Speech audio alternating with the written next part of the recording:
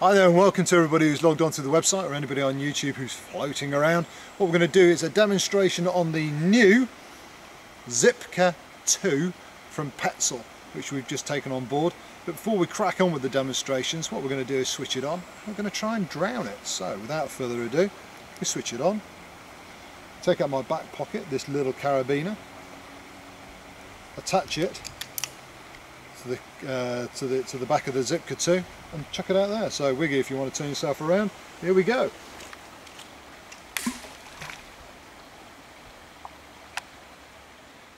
Okay, so whilst that's drowning in the water, what we'll do is produce another Zipka 2 from my pocket and talk a little bit about the functions.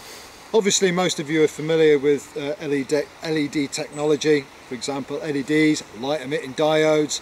They use 90% of the power from the battery is emitted in light and only 10% of the power is wasted in heat. Hence the reason why they are super efficient. And the LED bulb itself, or the LED, the light emitting diode itself, will last around about 11 years. So this is the Zipka 2. What they've done, Petzl, if you can follow this, basically in a nutshell, what they've done is they've taken all the functions, and the majority of the functions from the old Zipka Plus, and put them in the Zipka 2. Okay, what are these functions? Well, you have super bright, dim, and you have strobing. If you go to any of these functions, for example the super bright, and I won't shine that too much at the camera, but you can see how bright that is. If you go to any of these functions and leave it for a while and try and go to the next mode, it will turn off. So if you want to go through the modes, you just flip through them very, very quickly. The old Zipka series, you access the battery compartment by using the back of the string cord or the elasticated cord on the top. They've now changed the system. If you can get the top of that there, Wiggy, yeah, all you do is you basically lift the back, and on the side of the torch just here they've got a very, very small indent.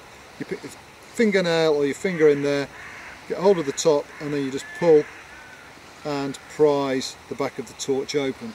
Okay, so there you go, that's accessing the Zipka, or the Zipka 2. So we talked about the functions of it. We think that it's a really good little torch. However, there is one problem, and for whatever reason, we don't know why, but Petzl have decided that you don't need a filter with this torch. So unlike the old Zipka series where you could exchange the filters, please note on this one you can't. So it may be worth, in my opinion, paying the extra little bit of money and going for the new Zipka Plus, which you can see all the details on the website. So there you go, that's the Zipka 2. What we'll do now is drag its drowning cousin out of the river.